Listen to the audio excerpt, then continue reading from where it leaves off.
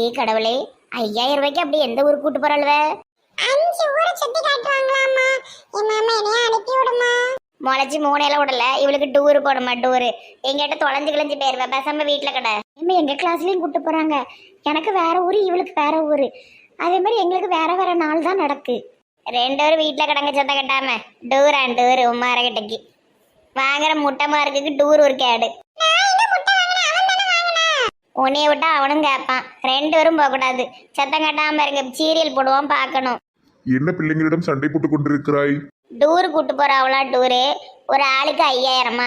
ரெண்டும் போகணும்னு துடியா துடிக்குவோம். அது எப்படி பஸ்ஸுக்கு செல்ல ஒத்தையில அனுப்ப முடியாதான், வேண்டாம் சத்தம் கட்டாம வீட்டுல கிடங்கன்னு. மாமா மாமா ப்ளீஸ் மாமா ப்ளீஸ் மாமா. போயிட்டு வாங்கள் என் செல்லங்களா, நாளைக்கே பணம் கொடுத்து விடு. ஏன்பா அந்த பிள்ளைகளோட கழுதையா ஆக்குத? சுற்றுலாலாம் செல்ல வேண்டும், அப்பொழுதுதான் பிள்ளைகளுக்கு அறிவு வளரும். இதுவளுக்கு அறிவெங்க வளர போகுது. இதுவோ போற வழியில பூரா சேட்டையை பண்ணிக்கிட்டு என்னத்தையாவது வாங்கி தின்னுட்டு அலையுவோ. அங்க போய் என்னத்த அறிவு வளர்த்துட்டு வந்துட போதுவோ. ஏதாவது பேசிக்கொண்டிருக்காதே. கண்மணிகளா, நீங்கள் போயிட்டு வாருங்கள். சரிப்பா, உன் இஷ்டம் போல நடத்துவும். பொண்டாட்டி எங்க? உறங்கிக் கொண்டிருக்கிறாள். என்னப்பா உறக்கம்? மணி காலையில 11ஆவது, இன்னும் உறக்கமா? ஏதோ உடம்பு சரியில்லை என்று கூறினாள். நீ அவளுக்கு காஃபி கொண்டு போவாக்கா. பெரிய இங்கிலாந்து எலிசபெத் மகாராணி, இவளுக்கு காப்பில கொண்டு வாயில ஊத்தணும் போலுக்கு. சி, அந்த போறப்பா கொண்டு போய் கொடுக்கேன். கவனமாக போயிட்டு வர வேண்டும், சரியா? சரி மாமா. பெரிய மகாராணி, பெட்டு மேல காப்பி கொண்டு கொடுக்கணுமாமா இவளுக்கு.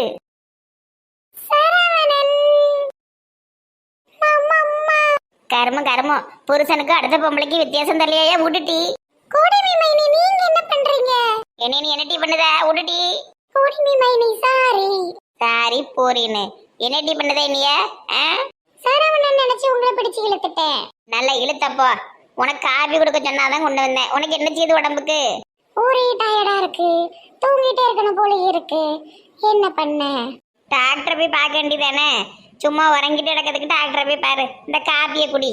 போற வர ஆளோடலாம் பிடிச்சு முத்தம் கொடுத்துக்கிட்டு இருக்காத, சரியா? ஆமா.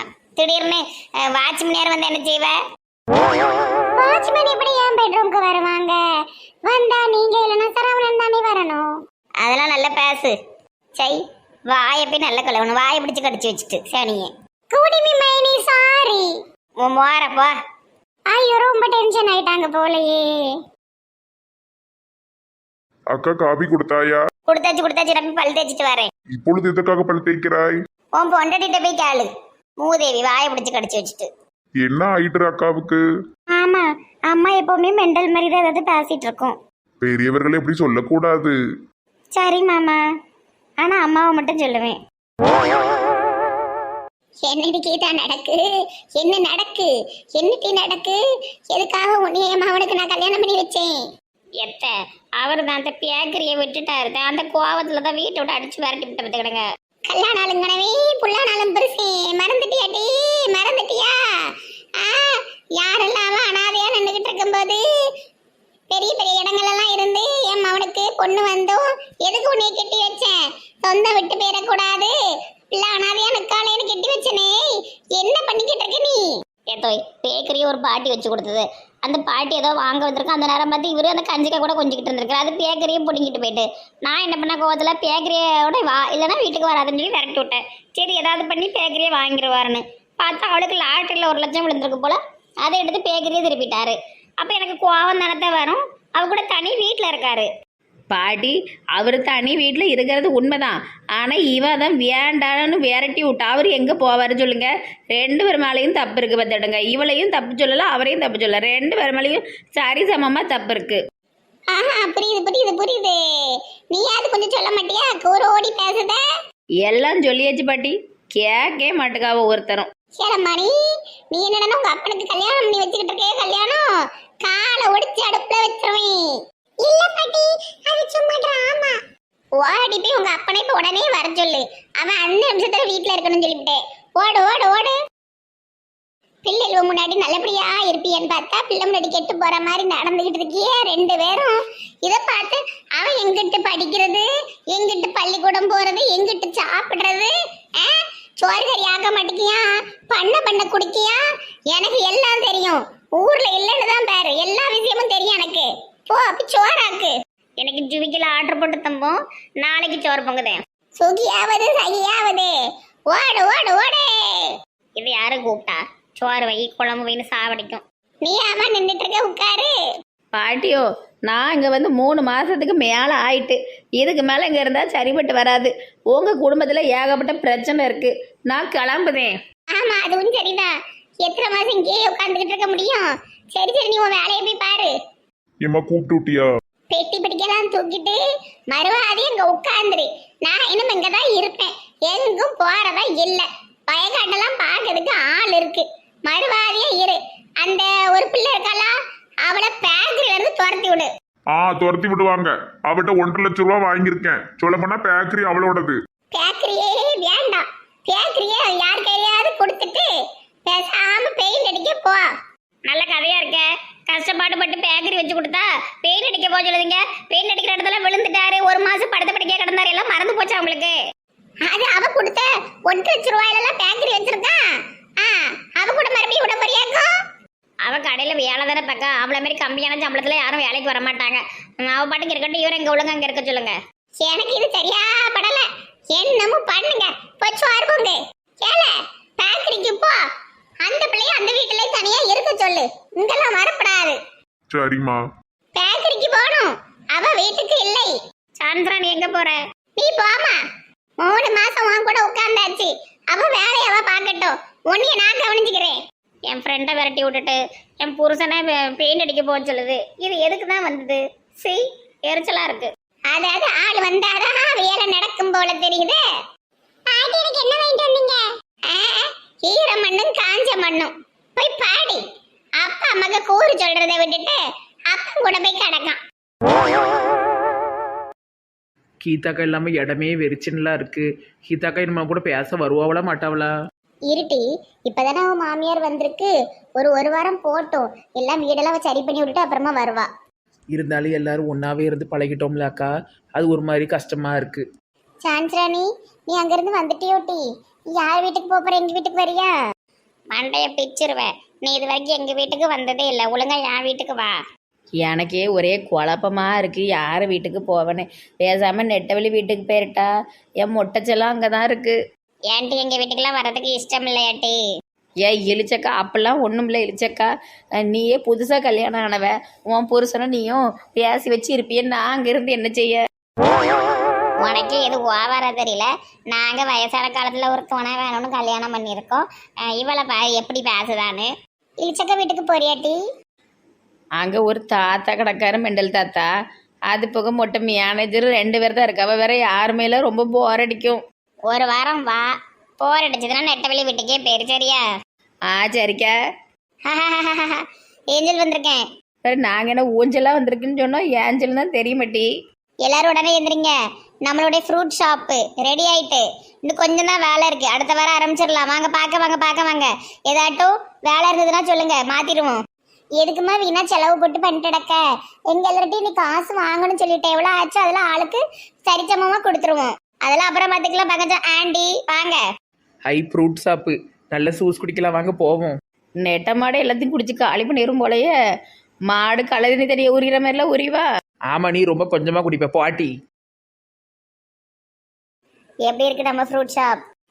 கடவுளே, ரொம்ப அழகா இருக்குட்டி. ஏன்ட்டு இப்படி செலவு பண்ணிட்டு கிடக்க?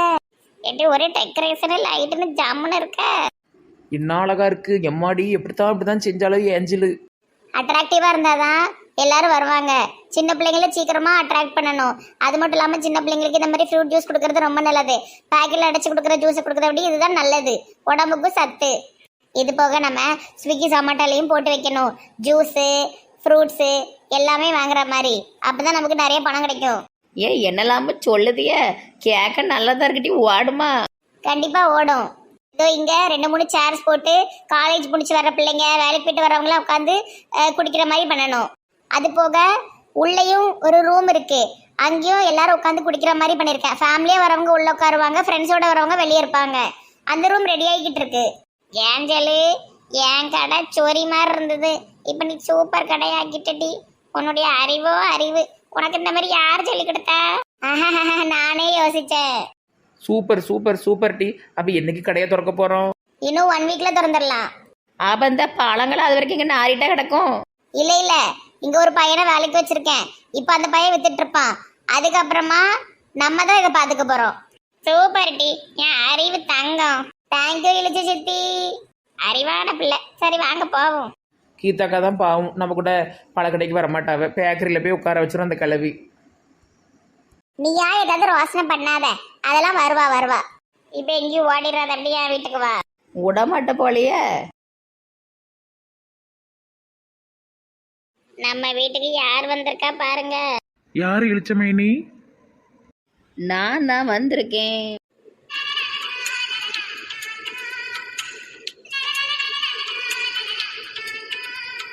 என்ன எங்க அப்பா மண்டையும் சிரிக்கான். வெல்கம் வெல்கம் ஜான்சி ராணி, நம்ம வீட்டு மேலே வாங்கோ. வீட்டு மேலே வர முடியாது, வீட்டு உள்ளதான் வருவேன். அவர் அப்படித்தான் பேசுவாரு. அப்படி தமிழ் உனக்கு புரியாது பத்துக்கிட்டு. ஒரு வாரம் இருப்பேன். செட் ஆகணும்னா பேர் எதுவும் நினச்சிக்கிடாதுங்க.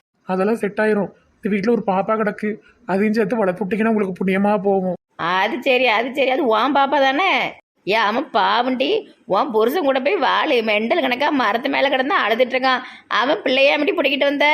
உங்க வேலையை மட்டும் பாருங்க, தேவையில்லாதெல்லாம் பேசாதுங்க. ஏடி கோவப்படாத நெல்லு. ஏடி சாந்திராணி வந்ததும் ஆரம்பிச்சிட்டியா? ஏன் இழிச்சக்க உண்மையை தானே சொன்னேன். அது அவள் பிள்ளை தானே. அவன்றது பிடிக்கிட்டு வந்து வளர்த்துக்கிட்டு இருக்கா.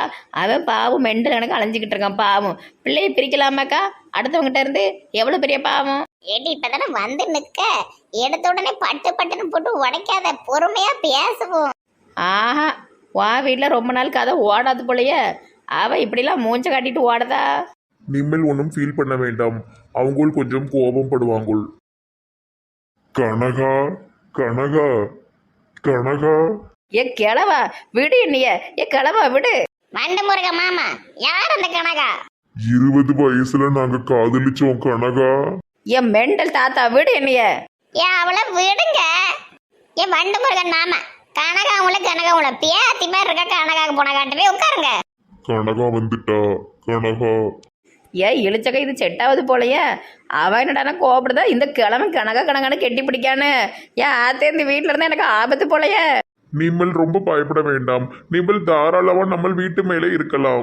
மாடியில் ரூமா இருக்கு, வீட்டு மேலங்காரு. மாடி கிடையாது, பாடி கிடையாது. அவர் வீட்டு மேலங்கிறது வீட்டு உள்ள தாண்டி எப்படி சொல்லுதாரு. ஏன் இவர் தமிழ தீய வைக்க இவர் பேசுறது ஒரே அளவு புரியாது போலையே. சரோமா, வீட்டு மேலே வந்த கெஸ்டை சும்மா நிக்க விடாதே, வாய் மேலே காஃபி கொடு. நீங்க கொஞ்சம் சும்மா இருங்க. இவர் என்ன மேலங்காரு, எனக்கு பயமாலாம் இருக்கு. சான்சி ராணி, இந்த தாத்தா நிம்மல் மேலே வந்ததுக்கு நிம்மல் பயப்பட வேண்டாம். அவர் எங்க என் மேலே வந்தாரு, கெட்டி பிடிச்சாரப்பா. இவர் என்னம்மா இப்படி பேசிட்டு கிடக்காரு. ஐயோ நீங்க கொஞ்சம் சும்மா பேசாம இருங்க. அவ பயப்படுதா? ஏட்டி நீ ரூம் மேல போய் ரூம் உள்ள போய் பாடுடி. ஏம்மா இவங்க பேசுறதெல்லாம் கேட்டால் எனக்கு தமிழே மறந்துடும். பேருமே கடவுளே.